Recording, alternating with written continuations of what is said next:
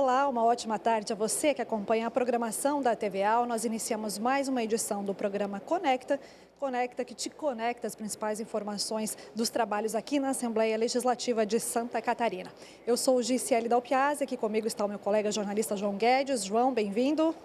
Olá, Gisele, boa tarde a todos que nos acompanham. Lembrando que esse programa é transmitido para todo o estado em sinal aberto pela TV da Lesc e também pelo YouTube e no canal Assembleia SC.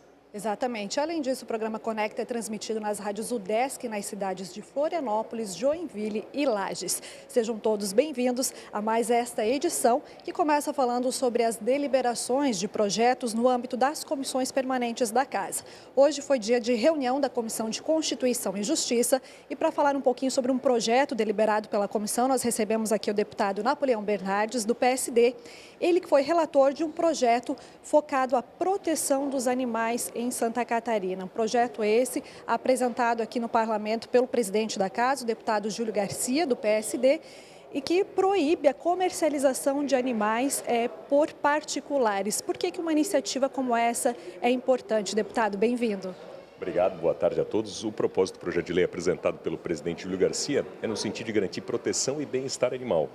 Porque quando há esta comercialização por parte de clínicas, de empresas conveniadas, credenciadas, há uma segurança do cumprimento de todas as normas sanitárias, de todas as normas de saúde, de bem-estar e da dignidade animal.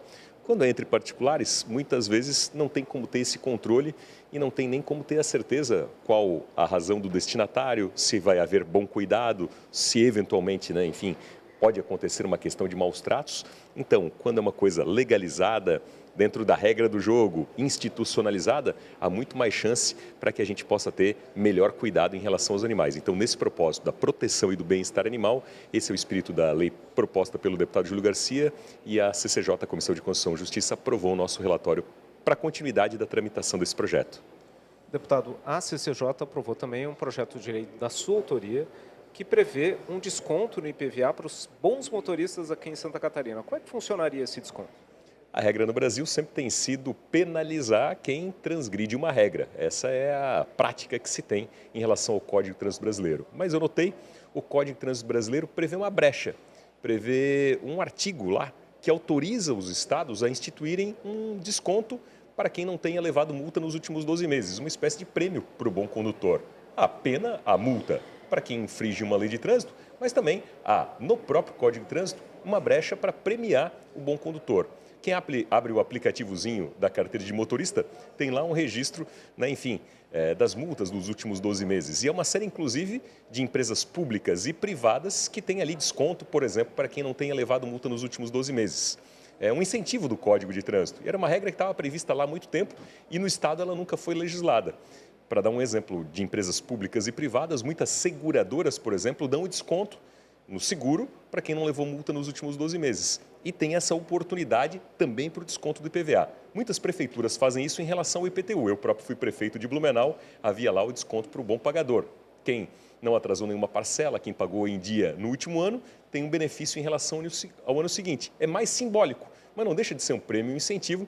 Então, o reconhecimento, nós achamos essa oportunidade no Código de Trânsito Brasileiro e propusemos aqui para o âmbito da Assembleia Legislativa. Deputado, essa sua proposta segue tramitando aqui no âmbito das comissões? O senhor está otimista, confiante na aprovação desse projeto aqui pela Assembleia? Houve o aval jurídico por parte da Comissão de Constituição e Justiça, agora vai para a análise da Comissão de Finanças e aí tem uma curiosidade. Não há uma renúncia fiscal porque nos últimos 10 anos, pelo menos,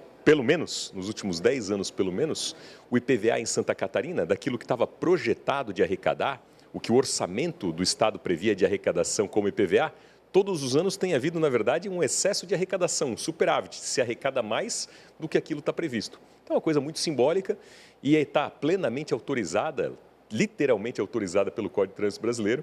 Então, nada mais justo que a gente tenha essa condição. Inclusive, isso vem ao encontro de outra lei que a gente viabilizou aqui no Parlamento, que foi uma limitação, um teto para os reajustes do IPVA. Essa é uma lei que já está em vigor, já está valendo. Tem um limite, tem um teto, para não ter reajuste abusivo do IPVA em Santa Catarina. Ao longo dos últimos anos, em várias oportunidades, o IPVA, infelizmente, subiu acima da inflação e nós viabilizamos, primeiro, uma lei para limitar, para estancar, para não poder mais ter reajuste abusivo do IPVA, que nunca mais na história do Estado o IPVA suba acima da inflação. Isso já está em vigor e está valendo. E aí, quando eu notei a brecha de que dá para dar um desconto no IPVA, vamos a essa brecha a favor do catarinense para pagar menos imposto. Tá bem, deputado, muito obrigada pela sua participação. Boa sorte aí na tramitação do projeto. João, continuando a falar da Comissão de Constituição e Justiça, nós também tivemos a deliberação de um projeto esse apresentado pelo deputado Mário Mota, do PSD, ele também se junta aqui a nós, né, deputado? Proposta essa que cria mais um mecanismo de proteção às mulheres contra a violência. Nós tivemos o caso recente de uma morte cruel da Catarina, né, em uma trilha aqui em Florianópolis. Tivemos uma audiência pública que debateu esse tema. Deputado, qual a importância de a gente criar mais mecanismos para garantir, de fato, proteção às mulheres catarinenses? Bem-vindo. Prazer muito grande poder estar com vocês mais uma vez e conversar com os nossos telespectadores. A Assembleia Legislativa tem esta obrigação. Quando a gente diz que a função de um deputado estadual é legislar e fiscalizar a aplicação do orçamento pelo Executivo, cabe no legislar buscar o anseio da comunidade. E a sociedade está muito preocupada com a violência doméstica, com os feminicídios que assola, e Santa Catarina, infelizmente, tem um número que não condiz com o nível socioeconômico e cultural da nossa gente. Então, nós criamos um projeto de lei, curiosamente relatado na Comissão de Constituição e Justiça pelo meu colega de partido que acaba de sair desse vídeo, Napoleão Bernardes, e que acaba de passar pela Comissão de Constituição e Justiça. É um projeto de lei que cria um selo, empresa parceira no enfrentamento à violência doméstica. Por que isso?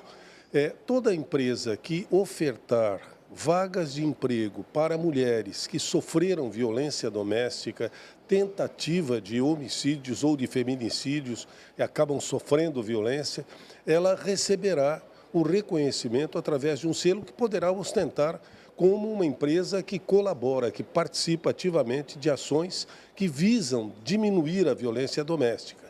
Ela vai guardar o sigilo de que funcionária é essa que foi contratada, evidentemente, e dará a essa empresa a condição de poder ostentar exatamente o selo empresa parceira no enfrentamento à violência doméstica.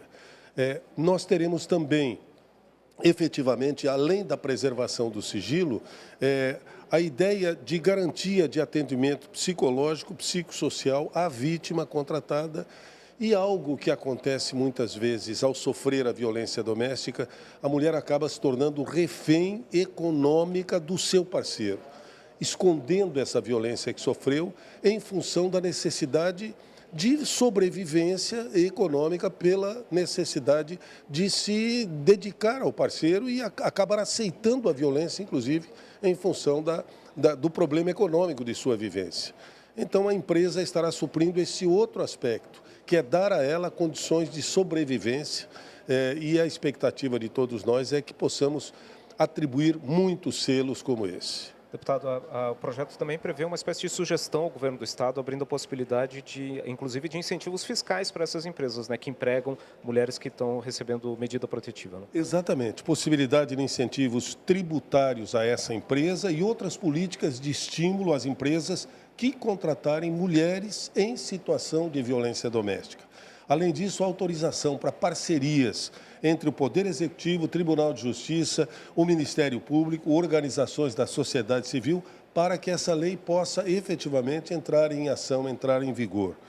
Na justificativa, eu quero destacar, lamentando profundamente divulgar os dados, mas Santa Catarina, o Tribunal de Justiça registrou, no ano de 2024, 30.234 medidas protetivas. Mulheres que buscaram a justiça, buscaram as autoridades para solicitarem medidas protetivas contra o seu parceiro.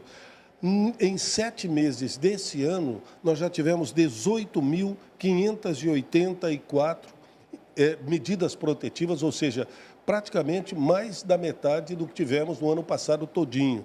E no mesmo período, a Secretaria da Segurança Pública registrou 26 feminicídios em 2025, contra 51 em todo o ano anterior. Ou seja, passamos da metade do número de feminicídios de 2024 e ainda não terminamos o mês de 2025. Deputado, confiante também com a aprovação dessa proposta aqui pela Assembleia?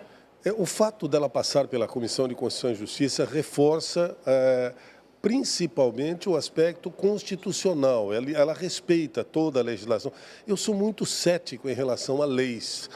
Podem perceber que nós, durante os 3 anos de mandato, só apresentamos leis que entendemos seja virtualmente necessário. O ideal seria que não precisássemos nenhuma lei, que as pessoas soubessem exatamente sua missão, sua forma de relacionamento e que a sociedade pudesse viver sem necessidade de um arcabouço jurídico tão grande. Por isso, quando apresentamos alguma lei, ela está muito bem fundamentada e até agora eu não me recordo, à exceção de uma iniciativa que parou na Comissão de Constituição e Justiça, até hoje sem uma justificativa plena que me convencesse, mas todos os demais projetos foram caminhando e chegaram à sanção do governador e eu espero que essa também chegue. Perfeito, deputado. Muito obrigada pela sua participação e nós, claro, continuamos acompanhando a tramitação desse projeto aqui pela Assembleia Legislativa. Projeto esse que segue para a tramitação em outras comissões permanentes da Casa. João, nós destacamos 3 projetos que foram deliberados na manhã de hoje pela Comissão de Constituição e Justiça, mas foram dezenas de propostas deliberadas e os detalhes de todas essas matérias vocês podem acompanhar no nosso site, no agencial.alesc.sc.gov.br. Inclusive a agência L, tem toda a cobertura, além da reunião da Comissão de Justiça, das demais comissões que realizaram reuniões conjuntas na manhã dessa terça-feira. Lembrando, João, que agora começa uma força-tarefa das comissões para a deliberação de propostas nessa reta final do ano, muitos projetos vindo do governo do estado, inclusive hoje a gente teve reunião conjunta, João, e segue aí nos próximos dias, Exatamente. Então, agora toda essa força-tarefa, essa grande mobilização dos deputados para as últimas semanas de votações, agora no mês de dezembro, e agora parte do resultado desse esforço das comissões já aparece na sessão ordinária que teremos daqui a pouco, aqui no plenário da Assembleia Legislativa. Estão previstos 23 projetos de lei para votação e nós podemos destacar pelo menos 3 deles, Gisele? Quais deles que você destacaria, João? São dessas propostas, 2 são de autoria do governo do estado, que tratam de servidores públicos do estado. Uma delas, ela busca fazer alguns ajustes na carreira da Polícia Científica de Santa Catarina e a outra busca faz ajustes na legislação para garantir o pagamento de uma gratificação que é concedida aos servidores do Inmetro, que é o Instituto de Metrologia do Estado. Lembrando que a sessão ordinária, para esse momento da ordem do dia, votação de projetos, inicia logo mais, agora são 4h04. Projetos esses que, deliberados em plenário, é a última etapa de tramitação aqui na Assembleia Legislativa, João, que seguem, então, para a sanção do governador do estado. A ordem do dia começa daqui a pouquinho e mais informações também sobre a votação de hoje está no Alesc em Dia, que vai ao ar ao vivo aqui pela TVAL a partir das 5h30 da tarde. Por hoje é só. Obrigada, João. Isso aí, até a próxima. Até a próxima.